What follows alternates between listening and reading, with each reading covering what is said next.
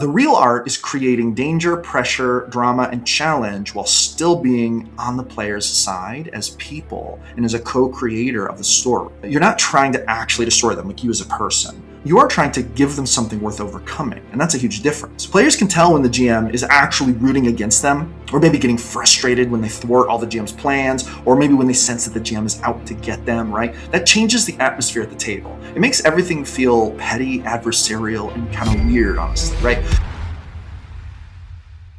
Hello friends, welcome back to the channel. I'm the GM Philosopher, and this is GM Philosophy, the channel where we empower game masters to run better games. I am a professional D&D game master. I also am a professional TTRPG content creator, and I'm in the business of not only running this for myself, but also helping other game masters who want to delve into the pro side of gaming. So welcome, I'm super happy to have you. Today we're talking about the biggest mistakes game masters make that can quietly, slowly, and sometimes spectacularly ruin their campaigns. And we're not talking about tiny mistakes in this video, by the way. I don't mean like forgetting a rule, mispronouncing a name, or forgetting an NPC that you created. I don't mean accidentally giving the goblin 17 hit points instead of 16. We're talking about like deeper GM mistakes. The ones that can make players disengage. The ones that can make sessions feel very stale and kill player agency, flatten drama, destroy pacing, and maybe even slowly make a campaign feel less alive, maybe even drive players away, okay?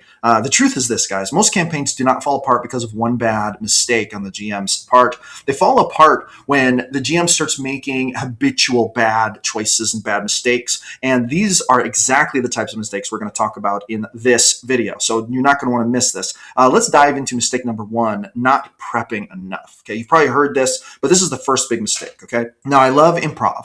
I believe deeply in improvisation, right? Great game masters need to be able to improvise because your players are going to do things you did not expect. This is obvious, okay? They're going to ignore obvious quest hooks. They might befriend villains and that you would never have expected that to happen. They might go to interrogate the random blacksmith you invented 12 seconds ago and you know nothing about his life, right? They're going to take your carefully prepped scene, turn it upside down, and shake it like a snow globe, okay? They're going to focus on things that you had no idea they were going to focus on, and this can, lead you to have to do some improvising, okay? But that's part of the magic, okay? With that being said, having the ability to improvise shouldn't become an excuse for being a lazy game master either, okay? The best version of improv usually comes from preparation, right? So you prep so that you have material to improvise with, right? You prep so you understand your world better. You prep so that there's greater depth, so that you know what the villain's motivations are, so that you know what pressures might be influencing the background of the situation, right? You prep so that when players do something unexpected, you're not inventing complete reality just from emptiness, right? You prep more so that you're prepared to improvise for any possible outcome, okay? As great GMs have often said, prep to improvise, all right? And that's the kind of energy and work that's going to keep your campaign alive, keep your players engaged. And this brings us to mistake number two, over-prepping the wrong things. Now, this is an opposite mistake, okay? Some game masters prep themselves into a time dungeon of their own making. And let me describe what I mean. They might write 40 pages of lore the players will never see. They may build a complete political economy for a city that the party is just going to leave in 15 minutes, okay? They might create complicated story branches for every possible player decision, but then they may ignore some of the very crucial foundational things that are likely to happen, and then they under-prep for those things, right? And over-prepping can also lead to burnout because when you prep, and it feels bad that the players don't dive into it, guess what? This is work that literally you probably didn't have to do and that didn't even serve the game, i.e. work that didn't get good results. Hence, when you do a bunch of work and you don't get results, this can lead to burnout, okay? So the goal is not to make sure the players experience everything you prepared. The goal is not even to prepare everything you might ever need. The goal is to prepare enough to cover what the players may do to prepare you for being able to improvise if they go off script, and then call it good and track your time so that you don't spend too much time and take too much away from other things in life that need your attention, like your kids and your dogs and your job, okay? I think you know what I mean. And that leads us to mistake number three, falling in love with your own story, okay? This is a classic GM mistake. Many GMs fall in love with their own idea of how the campaign is going to go, right? They may have a plot or scenes that they love. They may have dramatic reveals that they get really attached to. They may have written a tragic villain monologue that they really want to deliver. They might have a final battle all imagined in their head with perfect cinematic lighting and scenes of what the dragon's going to do and blah, blah, blah. Okay. And then the players arrive. And then players do what players always do. They make decisions. They disrupt things. They solve problems in weird ways that bypass everything you imagined that might be cool, right? They might kill the wrong NPC. They might trust the obviously evil person and leave you thinking, oh my gosh, I literally planted you a trail of clues and you overlooked it. They may ignore the holy relic and start a mushroom business, right? And the GM might then panic because the story is ruined. But friend, here's the truth. The story is not what you planned. The story is what happens after the players make decisions and act on those decisions in your world. Remember, the players are the key characters. They're the ones the spotlight follows. And as long as you are staying true to that and remembering that that is the story unfolding in real time, you're going to be fine. But don't make the mistake of trying to impose a story on them. You are not a screenplay writer. You're just filling in the world around the ones who are actually writing the screenplay. Okay? And this leads us to mistake number 4. Taking away player agency. Now, this is a really big one. But before we dive into it, I just want to let you know that getting emotional player buy-in is one of the most crucial things you can do to keep your campaign strong, to run the kind of campaign that'll make your friends and family and even your pro GM customers think, oh my gosh, this GM is a literal wizard. If you would like to have that kind of effect, if you want to create campaigns that are literally addictive for your players, then I would encourage you to grab my book, The Advanced Art of TTRPG Game Mastery.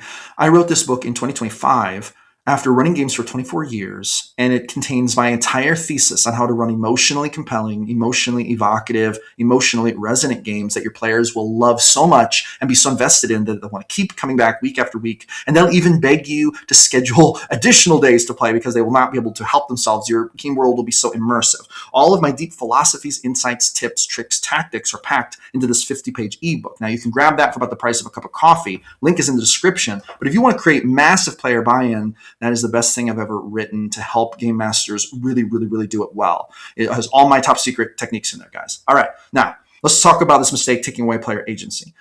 This is one of the fastest ways to run players off from your table. Okay, if players start to feel like their choices do not matter, they will eventually detach from your game altogether. Okay, they may still show up for a while, they may still roll dice for a while, but guess what? They're going to stop caring. Because why would they keep caring when it feels like their choices don't matter, when it feels like they're not the ones driving the story of the characters? Let me share with you a little secret. Why do people play D&D? Well, they may give a lot of reasons, but the primary reason under all the psychology is this. They are playing to enjoy the experience of telling the story of their character. And if you don't let them do that, this is a huge mistake, and it could drive away your players. So make sure that you give your players agency. Let them be creative. Let them create whatever consequences happen, and then let it shake down from there, and show them that the world actually does care about what they do. This is going to be so amazing, and it's going to make them feel so much better. And pay attention to what they do. Pay attention to what they invest in, and then have those things respond, right? Have them actually respond with real consequences. And that's going to help make your games so much stronger. That's going to lead us to point number 5, okay? Mistake number 5 that GMs make that drives away players. The GM versus player mentality, okay? It's important for you to understand that you are not the enemy of the players, and they're not your enemy. Yes, you run the monsters, you run the villains, you are allowed to challenge them 100%. Sometimes the dragon should absolutely be trying to eat the wizard, okay? And the fact that you're controlling the dragon, this is fine, this is valid, but that doesn't mean that you should want the dragon to eat the wizard, okay? Your goal is not to beat your players. You are the GM. You can drop 17 liches from the sky and call it a consequence of bad weather if you want, but that doesn't make it impressive, okay? The real art is creating danger, pressure, drama, and challenge while still being on the player's side as people and as a co-creator of the story. You're not trying to actually destroy them, like you as a person. You are trying to give them something worth overcoming, and that's a huge difference, okay? Players can tell when the GM is actually rooting against them, or maybe getting frustrated when they thwart all the GM's plans, or maybe when they sense that the GM is out to get them, right? That changes the atmosphere at the table. It makes everything feel petty, adversarial, and kind of weird, honestly, right? So run your enemies intelligently, let villains be dangerous, let the world be like pretty dangerous, if that's what it is, if that's the truth of it, right? But never forget that you're not playing against your players, right? You're trying to play with them. And even Try to find ways to help them succeed. Remind them about the heroic inspiration they had. Remind them that they have silvery barbs, right? It's like, do you have silvery barbs? Are you sure? Now would be the time to use it. I say it to my players all the time when they're about to fail a save against a bad spell. Just try to be on their side a little bit. Doesn't mean you have to give the game to them or make it easy. This leads us to mistake number 6, making the world too easy. Now, this is a mistake that I have definitely been guilty of at times, okay? Some GMs are afraid of upsetting their players, and they make the world too easy for them. Okay, this is different. Every fight might feel safe. Every NPC might be very helpful. The consequences may feel really bland or soft. Every heist they try to pull off might happen magically, right? Every failure turns into some secret success. But this can also ruin a game, because if nothing can really go wrong, then nothing actually matters. And that's the philosophical message your characters are going to get when you run your campaign that way.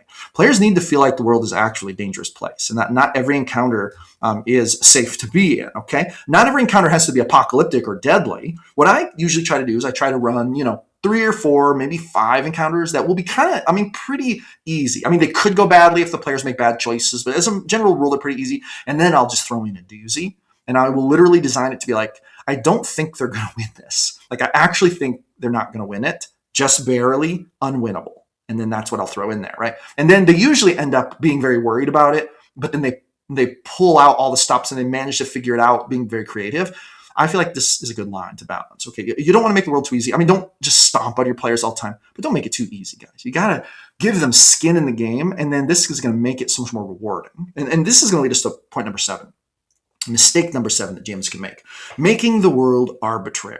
The campaign world needs to respond to character choices. And one of the most frustrating feelings that players can feel is realizing that their choices don't matter in your world. Want to talk about a way to run players off? That is how to run players off, making them feel like their choices don't matter, like history, doesn't care about their character, the villains don't care.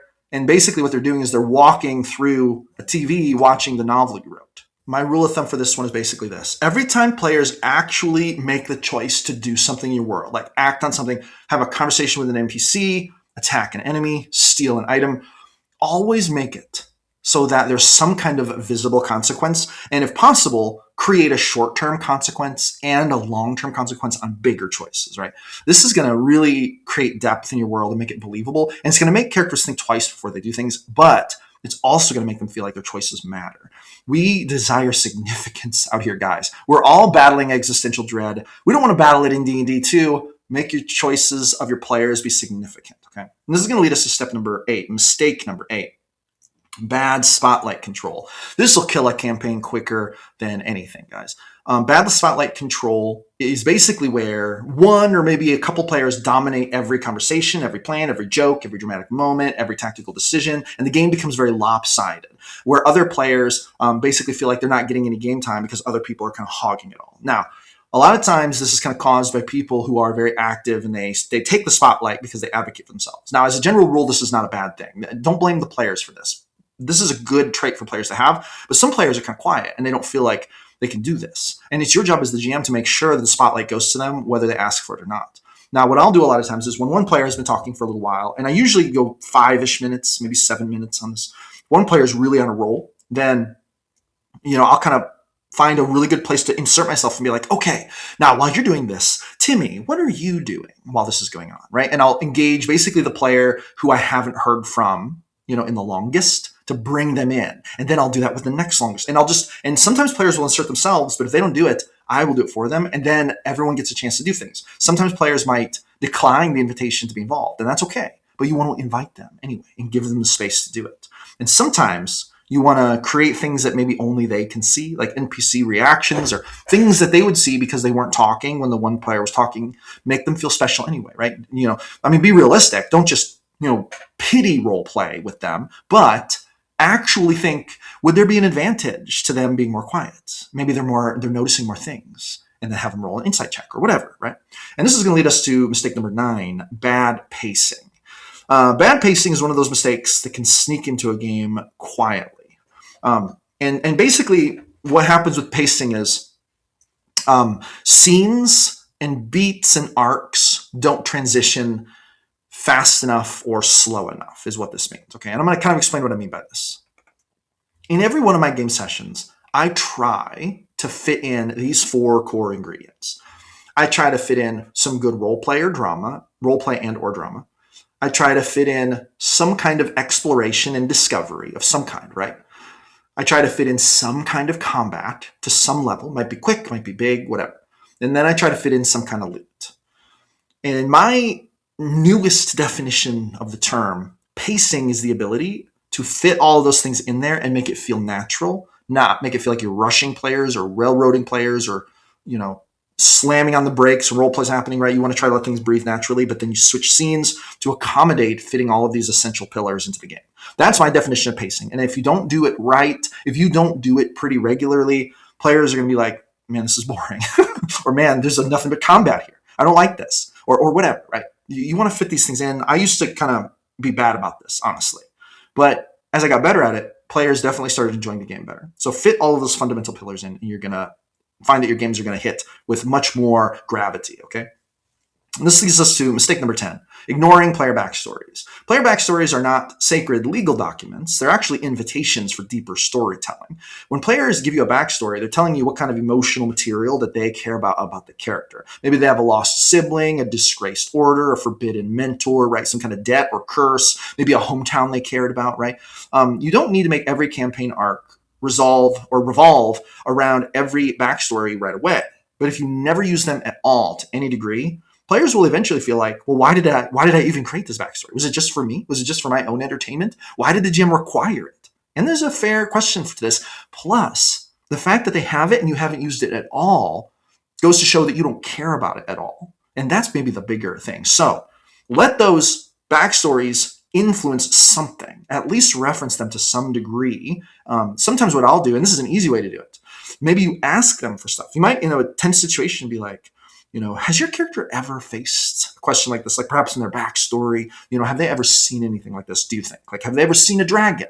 Have they ever been threatened by a wizard like this? And if so, quickly describe it for us, like kind of as a flashback. Sometimes I'll do this, and that's kind of a fun thing. Sometimes it catches players on the spot, but sometimes characters are like, oh yeah, and they'll jump in with the story. So that's a fun thing to do, okay?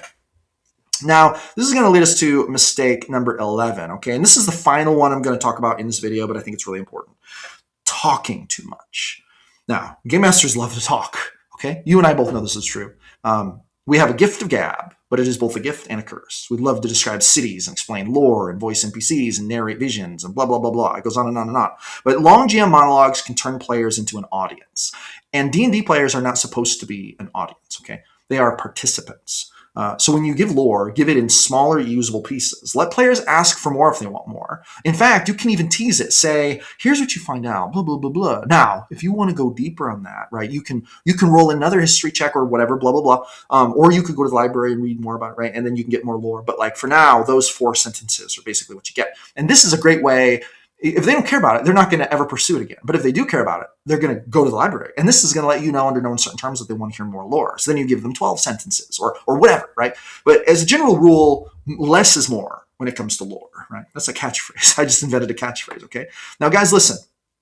I'm not trying to, get down on anyone here. I'm not trying to discourage anyone. If you make some of these mistakes, hey, you're just one of the crew. I've made many of these mistakes. Actually, I've made all of them at some point or another in my GM career. And now I run games full-time professionally. It's my job, okay? And sometimes I even make these mistakes in my pro games, but I just try to adapt and learn and get better at it over time. And you can do the same thing. So with that being said, guys, listen, I'm rooting for you out there. Take these, mistakes to heart. Start prepping, start planning so that you can avoid these things, doubling down and giving the players an awesome game experience. And guess what? Your games are going to become so popular that you're going to have people begging you to open up more tables. And hey, that's what it's all about. So there you have it. There are my thoughts on the biggest GM mistakes the GMs make that can ruin their games. Friends, thank you so much for coming back for another episode of GM Philosophy. Empowering game masters run better games is the goal. Roll some D100s for me at your next game, friends, and I will see you on the next one.